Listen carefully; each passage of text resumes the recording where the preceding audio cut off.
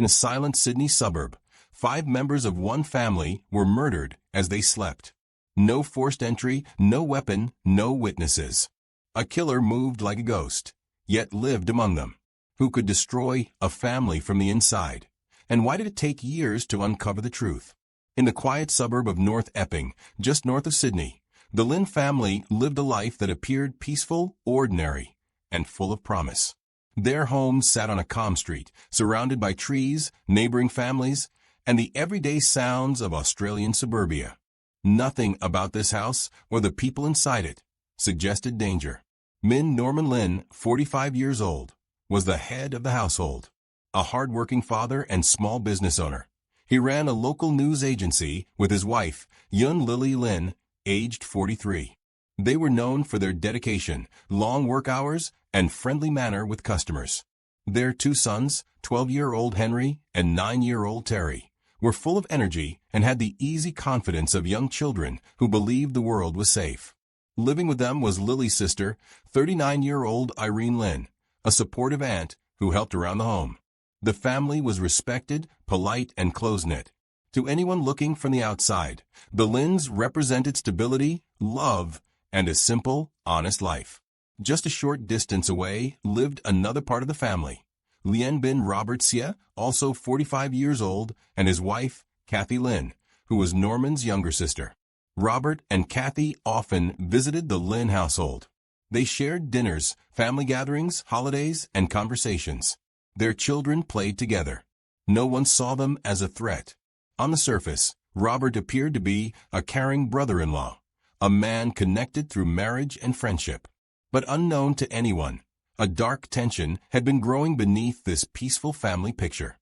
Robert had once worked as a chef, but his professional life had slipped into failure. He had financial problems, business struggles, and moments of humiliation that he never forgot. Meanwhile, Norman and Lily were building a successful business, earning steady income, and gaining respect in their community. The success of one household stood beside the frustrations of the other. It did something to Robert. Jealousy, anger, and a sense of being overshadowed slowly settled inside him. He began comparing himself to Norman and the life he believed he deserved but could not achieve.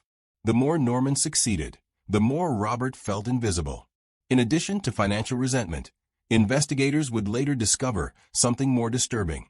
Robert had begun showing an unhealthy, inappropriate interest in Norman's teenage daughter, Brenda. She was not home during the time of the murders, but detectives later believed that Robert may have made unwanted sexual advances toward her, and that Brenda had rejected him. If true, this rejection fed his pride, adding humiliation to jealousy.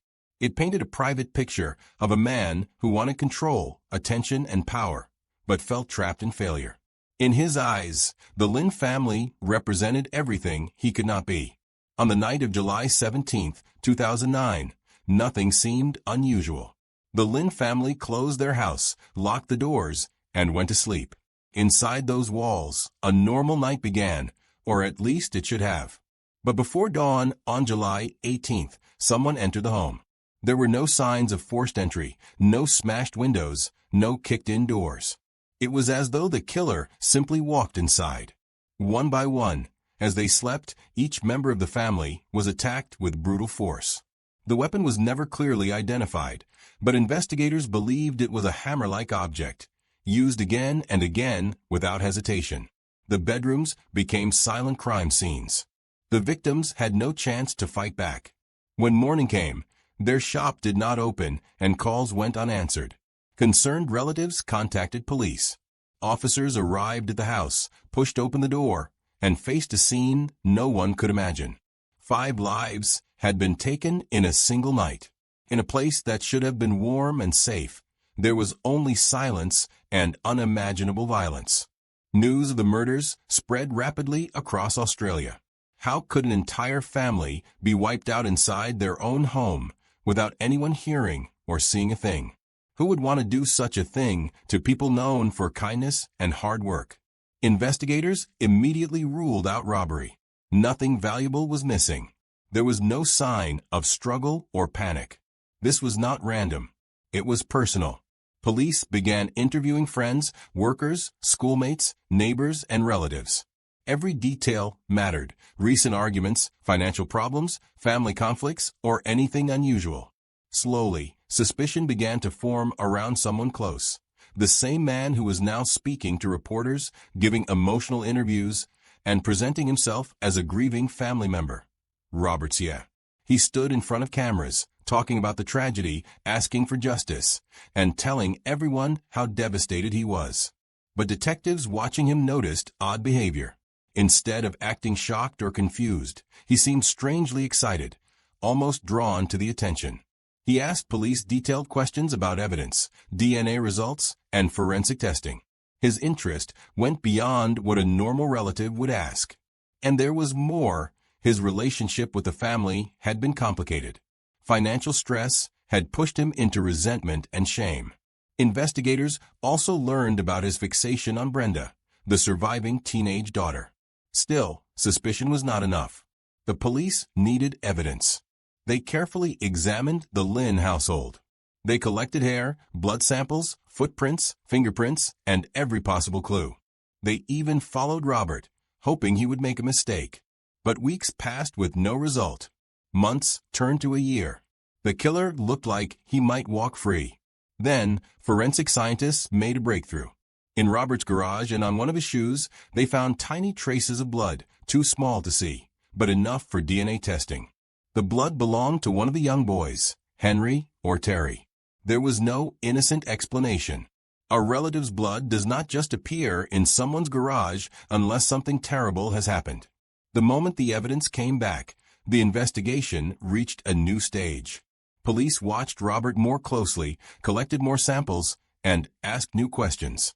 Everything pointed in one direction, but the case was still delicate. If they moved too fast, they risked losing him. If they waited too long, he could destroy evidence or frighten the surviving family. Detectives now believed the murderer was someone who knew the layout of the house, understood how to enter quietly, and had a personal reason to kill every victim. The crime was planned, cold, and silent. The Lynn family had trusted someone who secretly hated them, and that suspicion was closing in on one man. As the investigation continued, the public waited. Media coverage grew. The community that once felt safe now lived with fear. If the killer could walk into a home at night and leave without a trace, what else was he capable of? Yet the truth was simpler and darker. The greatest threat had come from within the family itself. The investigation into the Lynn family murders entered its second year, and public pressure continued to build. 5 innocent people had been killed in their sleep, and Australia wanted answers. Police no longer believed this was the work of a stranger. Everything about the attack pointed to someone who knew the victims, someone who entered quietly, moved confidently, and left without panic. With each passing month, suspicion tightened around one person, Lien bin Robert Sie. But suspicion alone could not solve a crime. Detectives needed proof strong enough to survive the courtroom. Robert was still living what appeared to be a normal life. He stayed close to the surviving daughter, Brenda, and acted as though he was protecting and supporting her. In reality, she was now living under the same roof as the man police believed had killed her family. The idea disturbed investigators deeply, but until evidence was complete, they had no power to remove her. They continued to study Robert's behavior. He attended public events honoring the victims, spoke to the media, and pretended to be a devastated relative.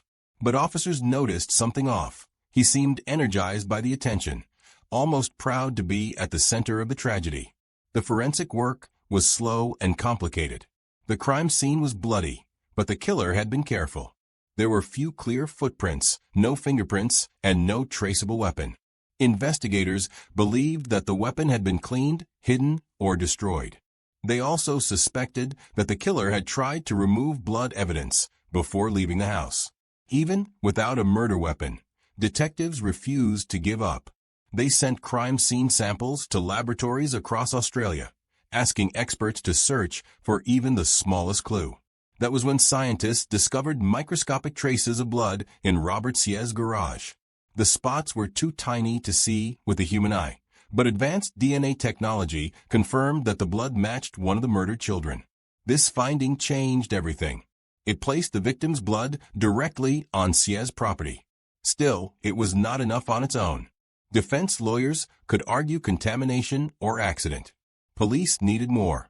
They began quietly collecting items from Robert's home, looking for fibers, soil, and any trace of movement from the Lin household to his own.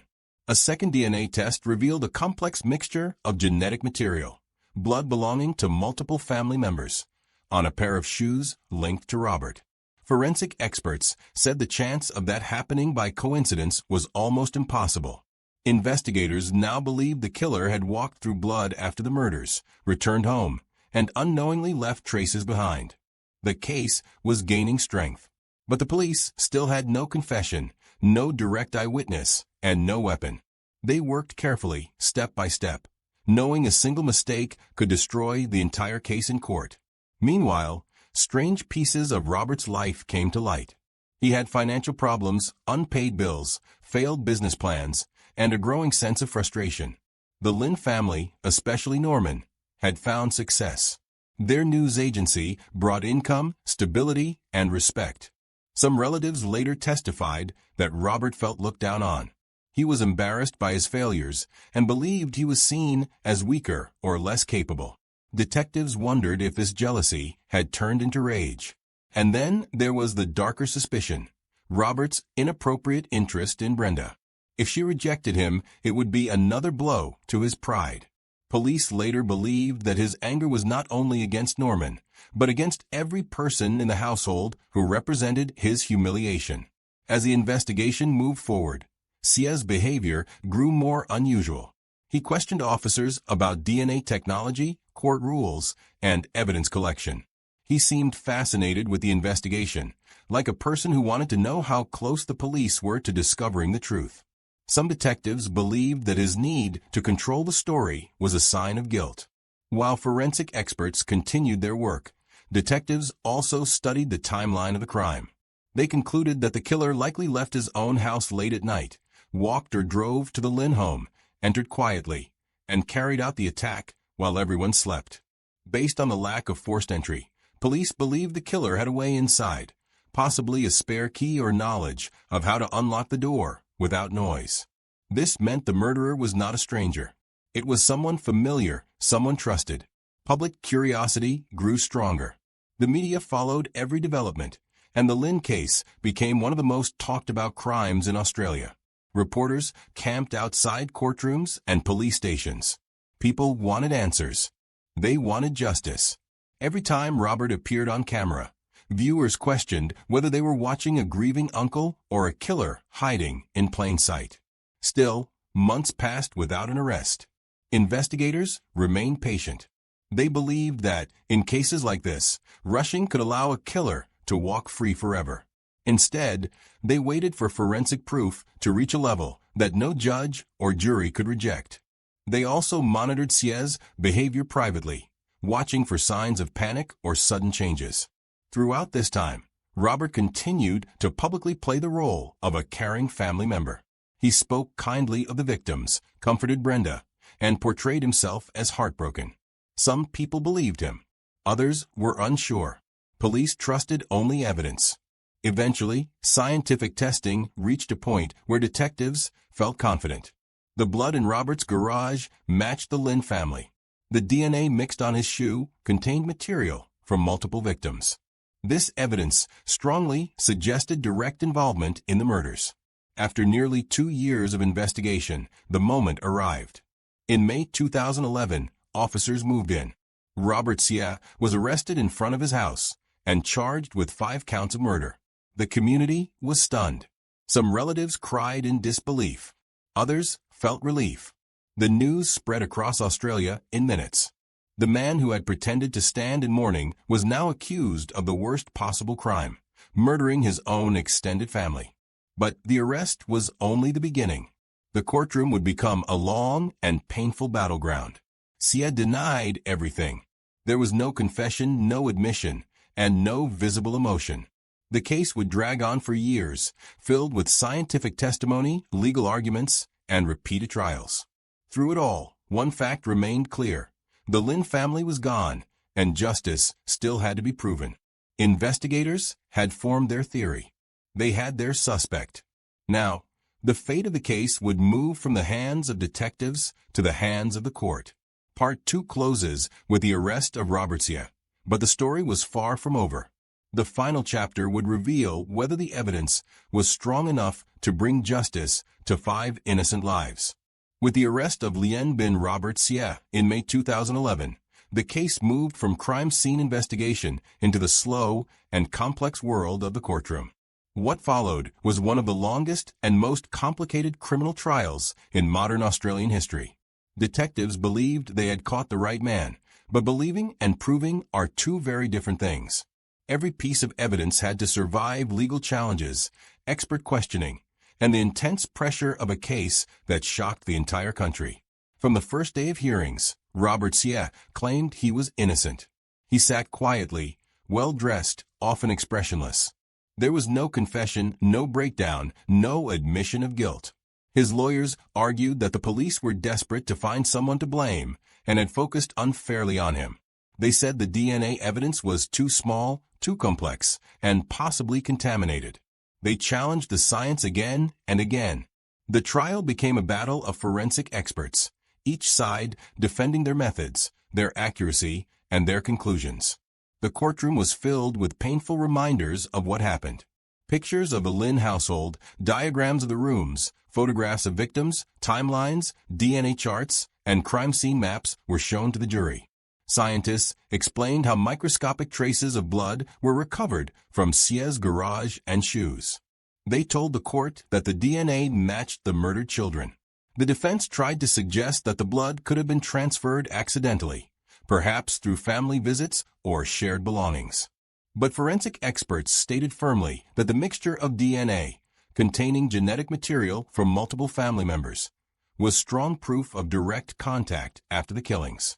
The prosecution also focused on motive. They presented the picture of a man filled with jealousy, resentment, and a powerful need to control. They described how Norman and Lily worked hard, built a successful business, and earned respect, while Robert struggled and felt humiliated.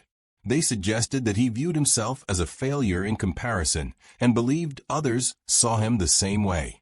They also raised the disturbing possibility that he had made sexual approaches toward Brenda, Norman's teenage daughter.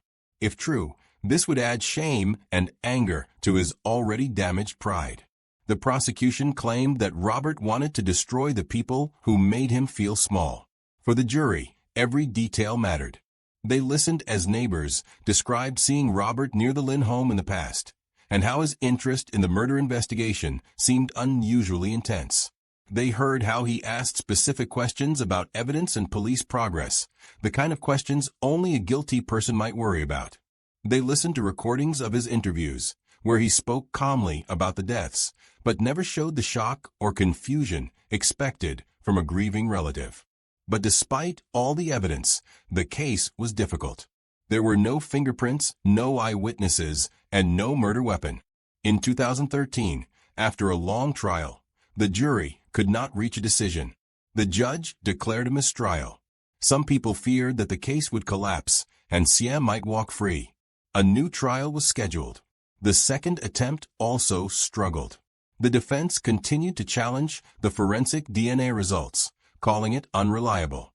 The courtroom filled again with scientists, experts, and arguments. Once more, the jury failed to reach a final verdict. Again, a mistrial was declared. The Lin family, their remaining loved ones, detectives, and prosecutors were forced to wait even longer. It seemed that justice was close, but just out of reach. Still, the police and prosecutors refused to give up. They prepared for another trial, this time with even more evidence analysis, clearer scientific explanations, and stronger arguments. They believed that the truth could not be erased by delay. The third trial began, then a fourth. Each time, the details were painful to hear, but necessary. Finally, in 2016, a fifth jury was assembled in the Supreme Court of New South Wales. The case was presented one last time, and the evidence was laid out clearly. The prosecution told the story from start to finish.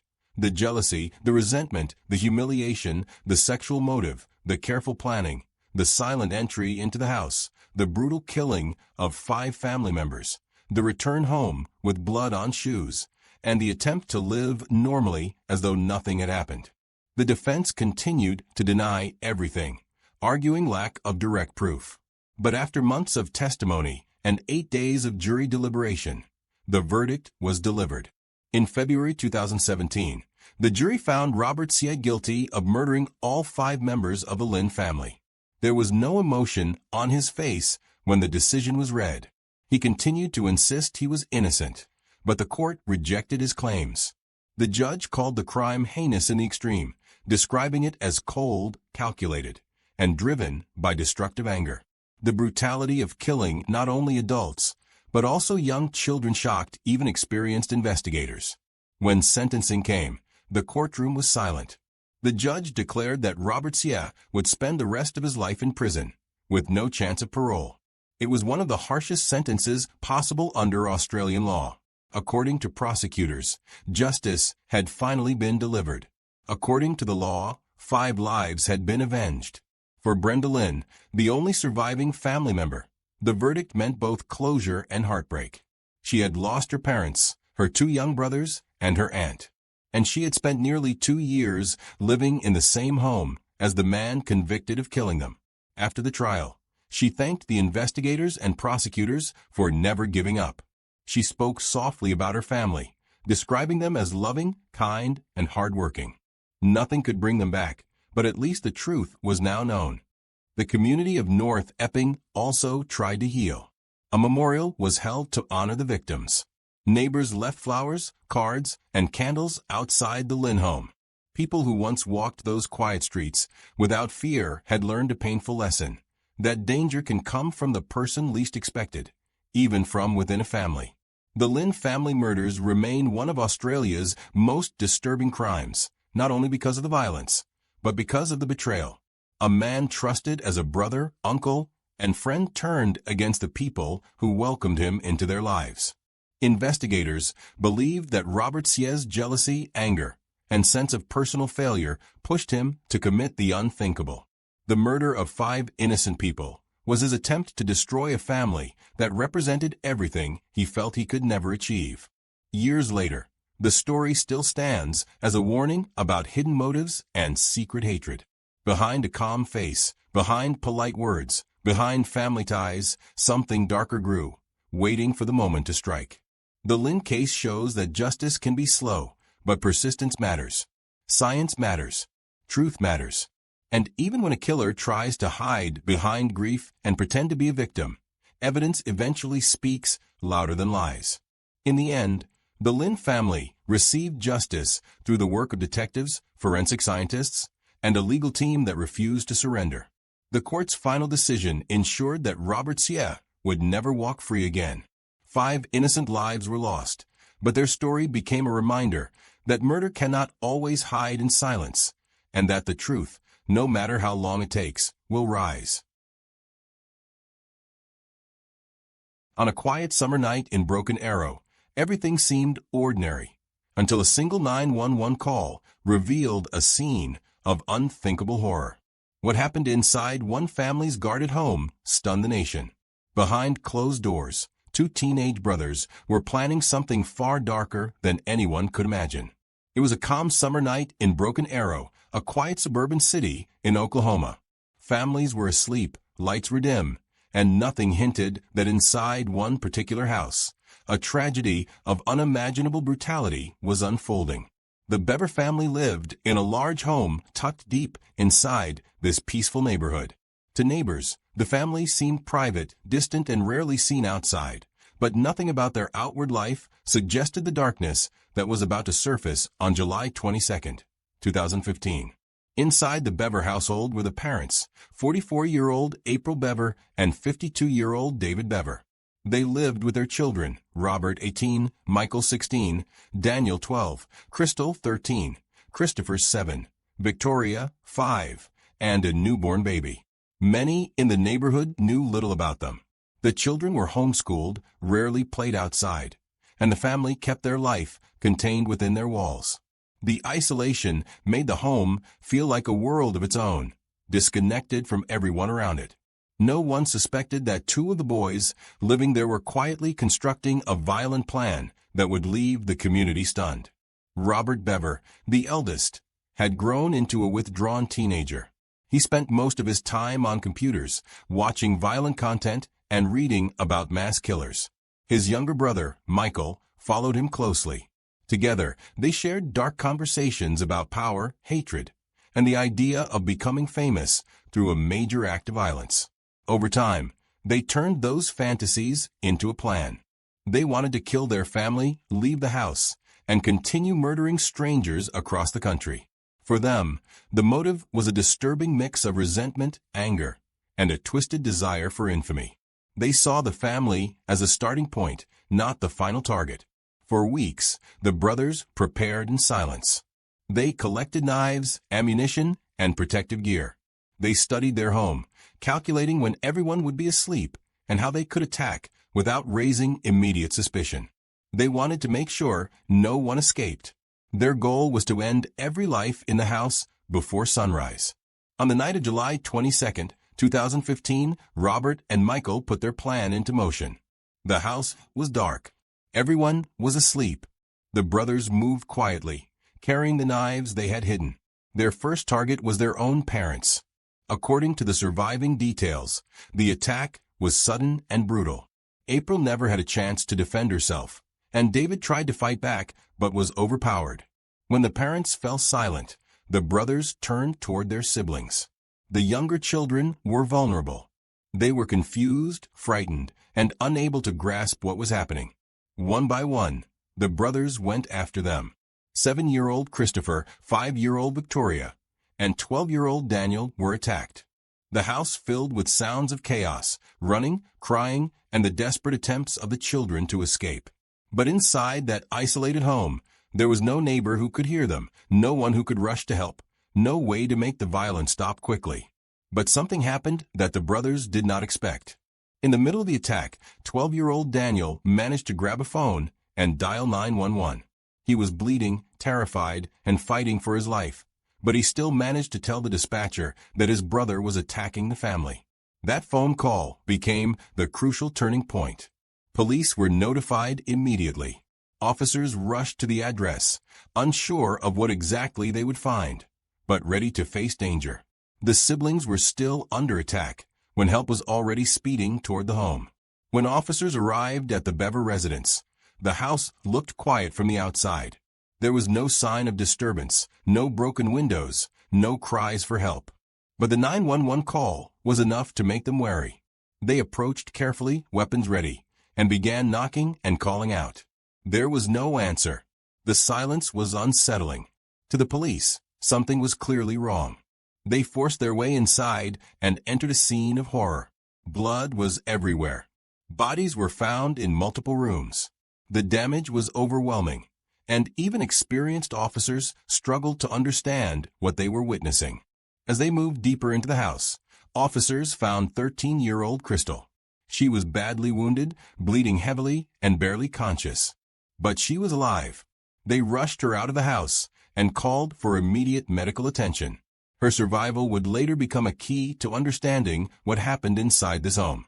While officers searched room by room, they realized two family members were missing. The eldest sons, Robert and Michael. They were not among the victims. Police feared the killers were still inside. They began tightening the search, blocking off the neighborhood, watching every movement outside.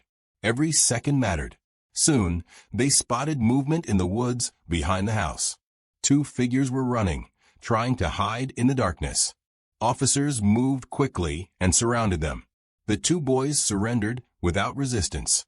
It was Robert and Michael, the brothers responsible for everything happening inside that house. They were arrested on the spot. The discovery shocked the officers, the neighborhood, and later, the entire country. For a family that lived in silence and isolation, no one expected that the greatest danger came from within. The Bever home, once an ordinary suburban house, had turned into a crime scene of devastating violence. As the investigation began, the surviving sister was rushed into surgery, fighting for her life. Detectives worked to collect every detail, every clue, every explanation for why two teenagers chose to destroy their entire family. Crime scene experts documented the blood-stained floors, the broken furniture, the path of the attacks, and the weapons used. Each piece created a timeline of how the killings were carried out, step by step. The neighborhood was stunned. People gathered outside the police lines, asking questions, crying, trying to understand how such a thing could happen on an ordinary street. Reporters arrived, helicopters hovered, and the story spread across the nation. Inside that house, a hidden world of isolation and darkness had exploded into reality. The calm night in Broken Arrow had turned into a tragedy the city would never forget. In the days that followed the murders, Broken Arrow struggled to return to normal. Patrol cars continued to pass through the neighborhood. Reporters remained stationed beyond the police lines, and people drove by slowly, trying to understand how such a tragedy could have taken shape in a quiet suburban street. The Bever home, once just another house among many, had turned into a symbol of a nightmare. Even after police removed the bodies and cleared the crime scene, it stood silent and cold, its windows dark, its rooms filled with memories no one wanted to imagine. Inside the police station, investigators continued their interviews with Robert and Michael. Both boys sat calmly, answering questions with a disturbing lack of emotion. Detectives expected fear, guilt, or panic, but instead saw confidence. Robert spoke openly, almost proudly, about the plan. He said he had been thinking about killing for years. He had read about notorious criminals online and believed he could become more famous than any of them. He explained that killing strangers would attract attention, but killing family would create shock. That shock, in his mind, guaranteed infamy. Michael's interviews followed a different tone. He often looked at Robert before speaking, as if waiting for approval. Investigators noticed that Michael seemed heavily influenced by his older brother. While he admitted to taking part in the killings, he claimed Robert was the leader, the planner, the person who encouraged the violence. Yet even he did not show the kind of horror that investigators hoped to hear from a teenager describing the deaths of their own parents and siblings. There was no visible remorse. That lack of emotion became one of the most unsettling details of the case. Once the investigation was complete, charges were filed. Both brothers were charged with 5 counts of first-degree murder and 1 count of assault and battery with intent to kill for the attack on their sister Crystal. The state prepared a strong case, supported by evidence from the home, medical reports, the 911 call, and testimony from the surviving sister. The courtroom would now become the place where the full story came to light. When the case reached court, the public followed closely. Journalists filled the seats, reporting every new detail. The image of 2 young boys accused of killing their entire family captured national attention. Court documents showed that the brothers had created a list of weapons they wanted to buy, including guns and body armor. They dreamed of traveling from state to state, attacking strangers until police killed them or they gained national news coverage. Their family was only step 1. Crystal, now recovering, was strong enough to testify. She told the court how she woke up to the sound of screaming, how she saw her brothers attacking, and how she tried to protect her younger siblings. Her voice was soft and emotional, but her memories were clear. Her testimony helped confirm the timeline and intent behind the murders. It also reminded everyone that she had survived not only physical injuries, but a trauma no child should experience. The community continued to react with disbelief. People struggled to understand how 2 teenagers could plan something so brutal without anyone noticing. Some blamed the family's isolation. Others believed the internet had played a role. Many simply accepted that there would never be a full explanation. Evil sometimes has no warning. Eventually, the prosecution presented evidence of the brothers' online searches, messages, and save files. These records showed a fascination with violence and a desire to become killers known around the world. Detectives revealed that the boys had watched videos, read instructions, and planned every detail, from weapons to escape routes to the number of people they hoped to kill. Their calm behavior after the murders showed they expected to continue. During the trial, Robert did not hide his intentions. In interviews played in court, He admitted he wanted to kill as many people as possible. He showed no regret and said he believed he would have succeeded if the police had arrived just a few minutes later. His statements shocked even experienced officers. It was rare to hear a teenager speak so confidently about mass murder. Michael's case was slightly different because of his age. At the time of the murders, he was 16. His lawyers argued that he was influenced and controlled by Robert, that he was scared of his older brother, and that he did not fully understand what he was doing. However, the evidence showed he participated willingly, used weapons, and carried out attacks on family members. The jury had to decide whether age reduced responsibility or whether the violence was too severe to excuse. After months of legal proceedings, the time came for sentencing. This was the final stage, the moment when the court would decide the fate of two young men who had destroyed an entire family. The surviving relatives, doctors, neighbors, and investigators all watched. It was a moment that carried the weight of grief and justice. Robert Bever, 18 years old at the time of the crime, was sentenced to life in prison without the possibility of parole. The court made it clear that his actions were planned, deliberate, and carried out with the intention of killing as many people as possible. His age did not offer protection. He would never be free again. Michael Bever, though 16 during the murders, was also sentenced to life in prison. The court determined that the brutality of the crime outweighed any argument about influence or youth. He would spend his life behind bars, just like his brother. The Bever home, left empty and quiet, became a painful reminder for the neighborhood. No one wanted to live there. Eventually, the decision was made to tear it down. The ground where the house once stood became an open space, an effort to remove the shadow of what happened there. Some hoped it would help the community heal. Others knew the memory would never disappear completely. Crystal recovered slowly, both physically and emotionally. Doctors saved her life, and counselors worked with her to help rebuild her future. She carried scars, both seen and unseen, but she survived when no one else could. Her bravery during the attack and her testimony later helped ensure justice was served. In the years that followed, the Broken Arrow murders remained one of the most shocking family homicide cases in American history. It was not a crime driven by sudden anger or mental confusion. It was planned, practiced, and executed by two teenagers who believed killing brought power. The case became a chilling example of how violence can grow silently inside a home that looks ordinary from the outside. For Broken Arrow, the tragedy left a permanent mark. Families hugged their children a little closer. Teachers looked for signs of isolation. Neighbors paid more attention to the quiet houses on their streets. The community learned that danger can exist even where everything seems peaceful. With the brothers locked away for life, the legal chapter closed. But for those who lived through the fear, the loss, and the shock, the memory stayed. The story of the Bever family served as a reminder that true crime is not always caused by strangers. Sometimes it begins inside the home, hidden behind closed doors, where no one can hear the warning until it is too late. In the hours after the murders, the Bever home turned into the center of a massive investigation. Police sealed off the entire street, using tape and barriers to keep people back. Detectives, crime scene units, and medical teams moved in and out of the house, documenting every room.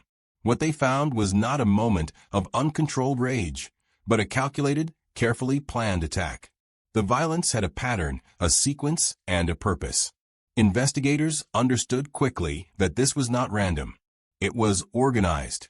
The surviving sister, Crystal, was rushed to the hospital. She had multiple stab wounds, severe blood loss, and needed emergency surgery. Doctors worked for hours to keep her alive. Meanwhile, officers stood outside her room, waiting for permission to speak with her when she became stable. She was the only voice who could describe what happened inside the house. Without her, the only story available was blood, silence, and two brothers in handcuffs. Back at the crime scene, detectives collected the weapons used in the attack. Multiple knives were found, each stained with blood. They also discovered protective gear, ammunition, and evidence that the brothers had been gathering supplies long before the killings took place. In one of the rooms, they found a plan, lists of weapons they wanted, ideas for attacks outside the home, and online searches about mass shootings. None of this looked spontaneous.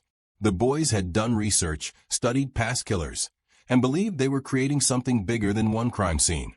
Investigators interviewed neighbors, hoping for clues about the family's behavior in the months leading up to the murders. Almost everyone said the same thing. The Beavers kept to themselves. The children rarely came outside. The parents did not socialize. Some neighbors said they did not even know how many children lived there. The home seemed closed to the outside world. Some people wondered if anything unusual had happened inside, but no one had evidence. There were never loud arguments, never police calls, never a sign that the family was in danger. The silence had been the most effective disguise. After the arrest, Robert and Michael were brought to the police station and separated into different rooms. Detectives began to ask questions. They expected denial, confusion, or shock, but instead they met calmness. The behavior of the brothers was disturbing. They did not act like scared teenagers. They did not ask about their family. They did not seem afraid of what would happen next. Their attitude only made investigators more certain that this attack was planned, not emotional. While detectives worked inside police headquarters, forensic teams continued collecting evidence from the Bever home. Blood patterns showed movement through hallways, into bedrooms, downstairs, and back again. The scene showed attempts by the younger children to run and hide. It also showed that the attackers had moved quickly and with purpose. Every room told a piece of the story, and none of it suggested hesitation. As the investigation progressed, the identity of the victims was confirmed. David and April, the parents, died trying to protect themselves. 12-year-old Daniel died after trying to call 911. Christopher, only 7, and Victoria, just 5 years old, also lost their lives. The newborn baby girl was found unharmed in her crib. Why the boys left her alive remained unclear. Some investigators believed they planned to kill her later. Others thought the crying of a baby might attract attention too early. There was no mercy in the plan, only steps. News of the murders spread across Oklahoma and across the country. Reporters described it as one of the worst family killings in state history. People struggled to understand how two teenagers could carry out such brutality. The mystery was impossible to ignore. What turned two brothers into planned killers? What happened inside a home that looked ordinary but was filled with secret darkness?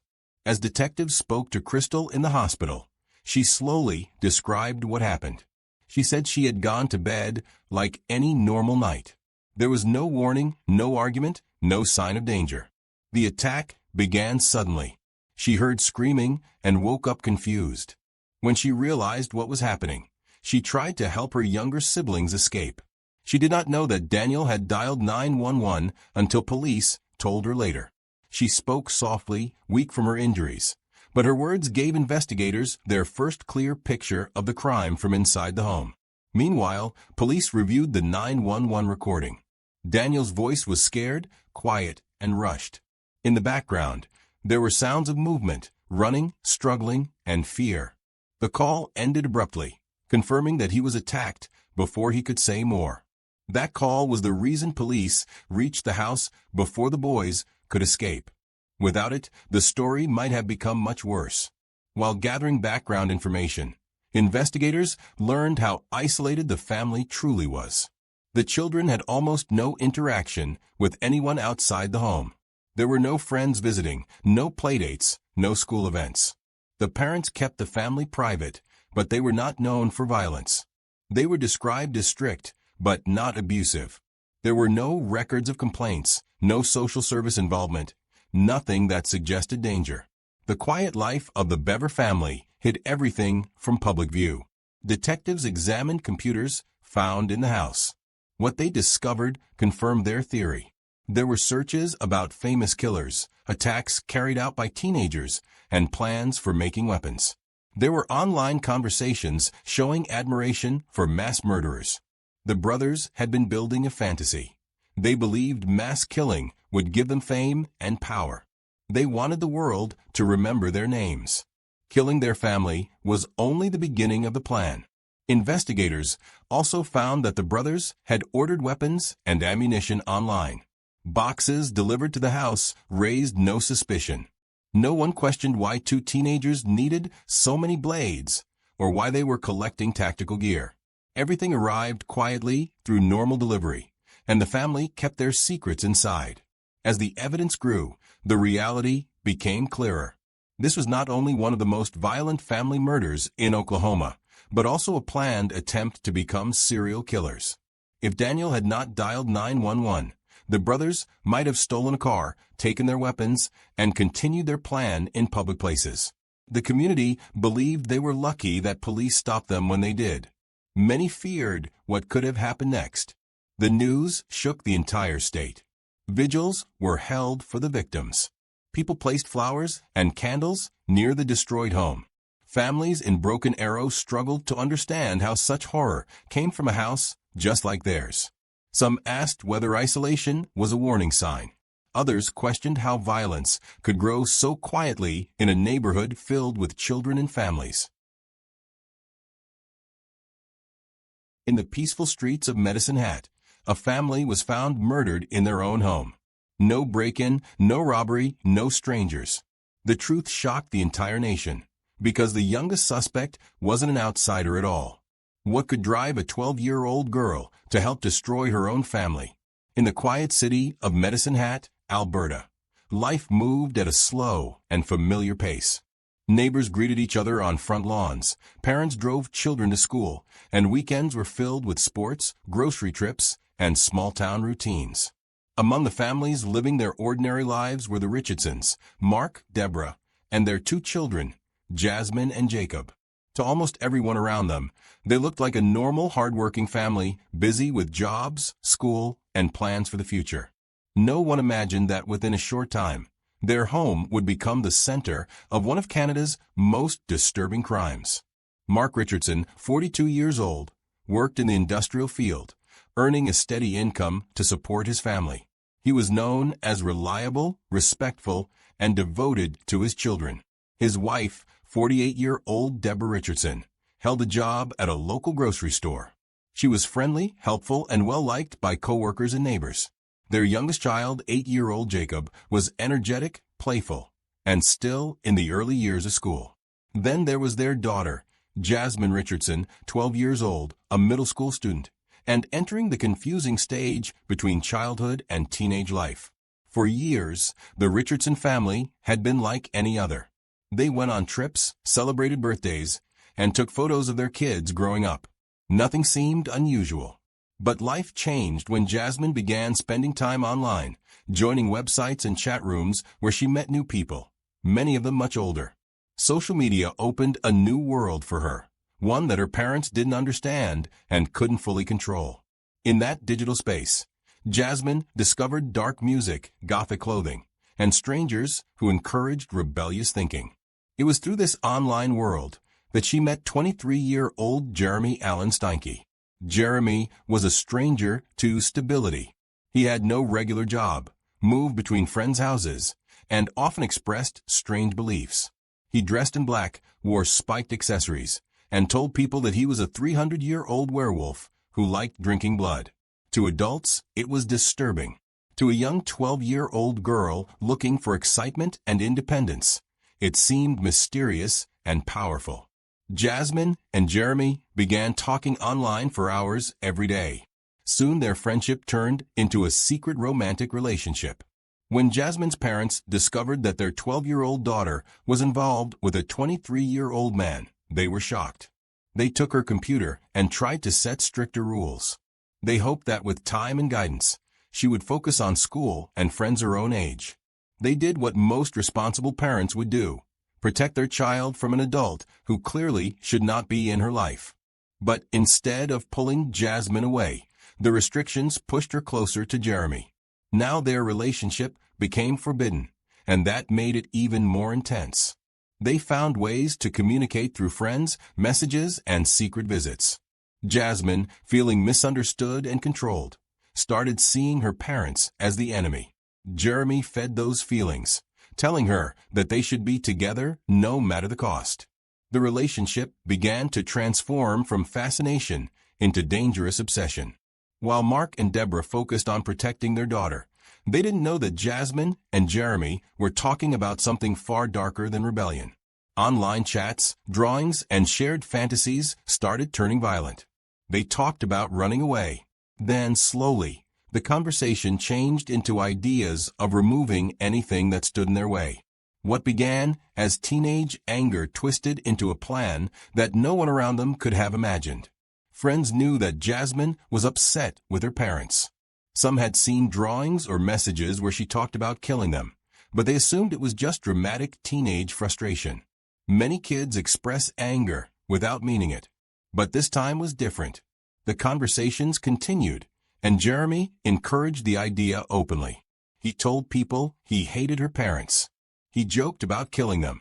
Most thought it was just dark humor, but there was nothing humorous in what was coming. At home, Mark and Deborah saw their daughter becoming more distant, dressing differently and breaking rules. They struggled to understand her new behavior, but they never gave up trying.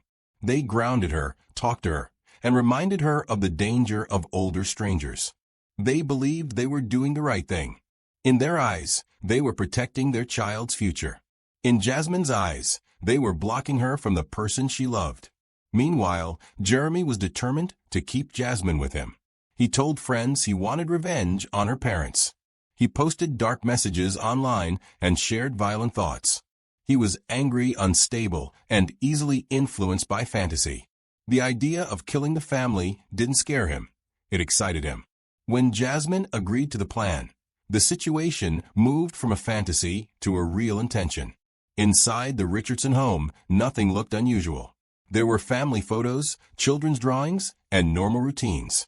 But behind closed doors and secret messages, a deadly plan was developing. Jasmine was only 12, too young to fully understand consequences, yet old enough to participate in something irreversible. As days passed, the plan became more serious. They talked about how they would do it, when they would do it, and what they would do afterward. Jeremy believed that once the family was gone, he and Jasmine could run away, live together, and start a new life. Jasmine imagined freedom, independence, and escape from rules she didn't want to follow. But the truth was darker than either of them could truly understand. They were moving toward an unforgivable act, one that would shock their community, terrify the country, and destroy every life connected to the Richardson home. Nothing in medicine had prepared anyone for what was about to happen. The Richardson family was still living their everyday life, unaware that danger was growing from within their own world, and that the person they trusted most, their daughter, was stepping toward a point of no return. Night settled quietly over Medicine Hat on April 23, 2006. Inside the Richardson home, the lights dimmed and the family prepared for bed. Mark and Deborah had worked long days, and little Jacob, only 8 years old, had tired himself out with school and play. To anyone passing by, the house looked peaceful, like any other calm evening in a small Canadian city. But for Jasmine and Jeremy, this was the night they had been planning. Their conversations, drawings, and dark fantasies were no longer just ideas.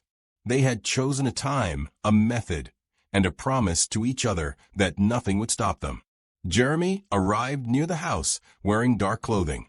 He carried knives, convinced that violence was the only way to remove the people he blamed for keeping Jasmine away from him. Jasmine was already inside, awake in her room. She knew what was going to happen, and she did nothing to warn her family. The moment her parents turned off the lights and went to sleep, the quiet home turned into a place of danger. Mark Richardson was the first to notice movement inside the house. Something felt wrong. He moved toward the basement, where shadows shifted. When Jeremy appeared with a knife, Mark fought back, trying to protect his home and his family. The basement became a violent struggle, shouting, movement, and multiple stab wounds. Jeremy continued attacking until Mark was no longer able to resist. Mark Richardson, a hard-working father who had spent his life caring for his family, became the first victim. Upstairs, Deborah heard noise and moved toward the staircase. She saw the disturbance and tried to reach her husband, but she was attacked before she could help. She fought desperately, but Jeremy stabbed her repeatedly. In a matter of minutes, both parents, who had loved and protected their daughter, were killed inside their own home. The crime was quick, violent, and without mercy. But the horror did not end there.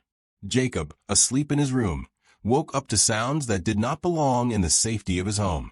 The small boy, unaware of what was happening, found himself face to face with the attackers. He cried, begged, and asked what was going on. He was only 8, just a child, and he could not understand why anyone would hurt his family. Yet the killers did not stop. The attack continued, and Jacob, too, became a victim of the same brutal violence. The house was silent again. 3 members of the Richardson family were dead.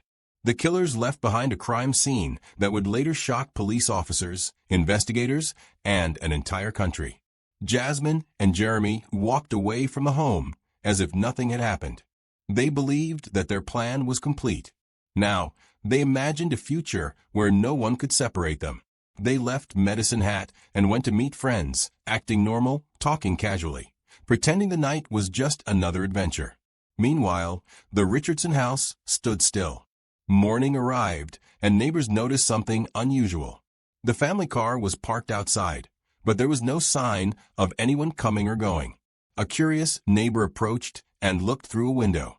What they saw inside was horrifying: blood, bodies, and silence. The police were called immediately. Officers arrived and entered the home, only to find a scene they would never forget. Mark and Deborah were discovered first, followed by the body of young Jacob. At first, police assumed Jasmine had been kidnapped or harmed. She was missing, and there was no sign of her in the house. But as detectives searched deeper, they found evidence that changed everything. Instead of being a victim, Jasmine's belongings, messages, and drawings suggested she might have been involved. Policemen and investigators could not believe that a 12-year-old girl would take part in such a crime, but the clues pointed in that direction. It was a shocking possibility, and one that no one wanted to accept. Very quickly, the investigation began spreading beyond Medicine Hat. Officers contacted surrounding towns and highways. The search was no longer just for a missing girl. It was for 2 murder suspects. Within hours, information arrived that Jasmine and Jeremy had been seen in the nearby town of Leader, Saskatchewan, about 160 kilometers away. They were staying with friends, smiling, laughing, and acting as though nothing tragic had happened. Police moved fast. Officers surrounded the house in Leader and quietly made their way in. Jasmine and Jeremy were arrested without a struggle. They were still together, and still treating the situation like a story where they had escaped from rules and won their freedom. But reality was waiting. They were taken into custody and transported back for questioning. Back in Medicine Hat, the community was stunned. News spread quickly. A small, friendly city had suddenly become the center of a national tragedy. People struggled to understand how a 12-year-old child could be involved in something so violent. Teachers, neighbors, and classmates were shocked. Jasmine had been a regular student, quiet, polite, sometimes emotional, but no one expected this. Investigators gathered messages, computer logs, drawings, and statements from friends. It became clear that this was not a sudden crime. It had been discussed, planned, and agreed upon. The more police uncovered, the darker the story became. There were written messages where Jasmine talked about killing her family. There were online posts from Jeremy threatening the parents. There were witnesses who heard the couple discuss getting rid of anyone who tried to separate them. Everything led to one conclusion. The murders were not an accident, not a moment of panic, but a planned act carried out by 2 young people who believed they were unstoppable. The Richardson home, once a place of family life, turned into a crime scene filled with questions. Officers walked through each room, gathering evidence. Photos, fingerprints, and blood patterns told the story step by step. It was clear that the parents had fought for their lives. It was clear that Jacob had woken up and tried to escape. And it was clear that Jasmine knew what was happening and did nothing to protect the family who raised her. As the arrests became public, anger and disbelief spread across Canada. Parents feared for their own children. Schools held meetings, counselors were brought in, and newspapers printed headline after headline. The idea of a 12-year-old being involved in a triple murder shook the entire country. The Richardson murders were no longer just a local case. They became part of national discussions about youth crime, influence, online relationships, and how something like this could happen. While investigators continued their work, Jasmine and Jeremy were transported to detention facilities. The world wanted answers. Why did they do it? How could such a young girl take part in killing her own family? And what would the justice system do with someone who was not yet even a teenager? After the arrests, the investigation entered its most important stage. Jasmine Richardson and 23-year-old Jeremy Allen Steinke were both in police custody, separated, questioned, and monitored closely. Detectives already had physical evidence from the crime scene, but now they needed to know why two people, especially a 12-year-old child, had taken part in the murder of her own family. The public waited for answers that seemed impossible to understand. Police began with Jeremy. He had a long history of unstable behavior, dark beliefs, and desperate attachment to Jasmine. When detectives asked about the murders, he tried to appear confident. He claimed he loved Jasmine and that her parents stood in the way. Over time, he shared more details, describing how he believed killing the family would allow them to run away together and start a new life. He showed no sign of fear or regret. In fact, he told a fellow inmate that committing the murders made him feel like a professional. To investigators, this confirmed what they already suspected. The violence was deliberate, planned, and carried out with full intention. Jasmine's interviews were far different. She was small, young, and quiet. She did not cry, but she did not fight the accusations. The investigators asked her what happened that night. Slowly, she admitted that she knew about the plan before it happened. She told them she wanted to be with Jeremy and believed her parents would never allow it. She admitted that she talked about killing them and agreed to the plan. Most shocking of all, evidence showed she also took part in the attack on her younger brother. She was not just a witness, she was involved.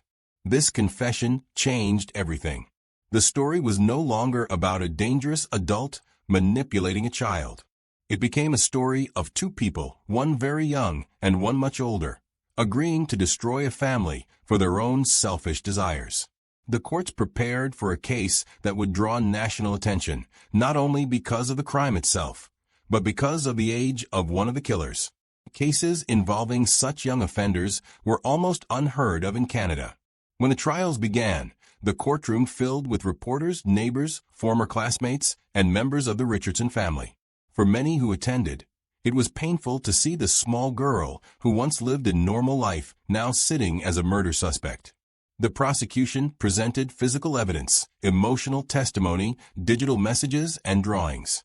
There were online conversations between Jasmine and Jeremy talking about how to kill her family. There were witnesses who heard both of them talk about plans to run away after the murders. The investigators showed that the killings had been carefully thought out, not sudden or accidental. The most heartbreaking part of the trial came when the details of the murders were described. The court heard how Mark Richardson fought to protect his family, how Deborah was attacked near the stairs, and how young Jacob woke up and faced unimaginable fear. The brutality of what happened shocked everyone listening. The judge, the lawyers, and even the audience struggled to understand how a crime like this could happen. During Jeremy's trial, his defense tried to argue that he was influenced by fantasy and was not thinking clearly.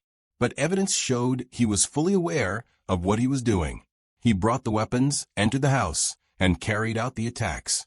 The jury found him guilty of 3 counts of first-degree murder. He was sentenced to 3 life terms.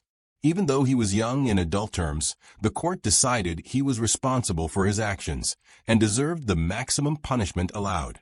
Jasmine's trial was different because she was not treated as an adult. Under Canadian law, a child her age could not receive an adult sentence, even for a crime as serious as murder. The court listened to psychologists, teachers, and experts. They described how she was influenced by an older man, how she was emotionally immature, and how her decision-making ability was not fully developed. But none of that erased the fact that she had planned and participated in killing her own family. The judge ruled that she was guilty of all 3 murders. Jasmine received the maximum sentence allowed for a youth, 10 years. This sentence included time in a psychiatric facility, time in a youth detention center, and years of supervision in the community. She became the youngest convicted killer in modern Canadian history. The sentence surprised some people who felt she should have been punished more harshly, but the law made it clear. Children are treated differently, even in the worst cases. When the verdicts were announced, medicine had began to breathe again, but the wounds remained. People felt sadness for the victims, for the lost family, and even for the girl who threw away her future for a violent relationship. Schools talked about online safety, emotional counseling, and how quickly dangerous influences can take hold. Parents looked at their own children differently, wondering how to protect them from hidden dangers. Years passed, and both killers remained under supervision. Jeremy continued serving his life sentences. Over time, he changed his name to Jackson May, but the crime remained part of his identity forever. Jasmine completed her sentence within the system: education, counseling, rehabilitation, and strict monitoring. She was released back into society under a new identity, with conditions to keep her away from contact with Jeremy and away from public attention. Some people believed she had changed. Others believed she had not faced enough punishment. The debate continues even now. In Medicine Hat, the Richardson home was eventually sold. New families moved into the neighborhood, but the community never forgot what happened there. 3 lives were taken. 1 life was destroyed, and 1 adult carried the full weight of guilt that could never be erased. The case became a reference in discussions about teenage crime, the influence of older partners, internet safety, and how quickly a normal life can turn into tragedy. Today, the Richardson family murders remain one of Canada's most disturbing and unforgettable true crime cases. It is a story of a loving family, a dangerous relationship, a violent plan, and a crime that shocked a nation. Mark, Deborah, and Jacob Richardson lost their lives because a young girl wanted freedom she did not understand, and an unstable man encouraged her to find it through murder. The justice system delivered its verdict, but no punishment could ever bring back the family that was lost. The story stands as a reminder that even in quiet cities, behind ordinary doors, unimaginable things can happen. It is a reminder that influence, obsession, rebellion, and psychological manipulation can turn into real violence if not recognized in time. And it is a reminder of how fragile trust can be, even within a family.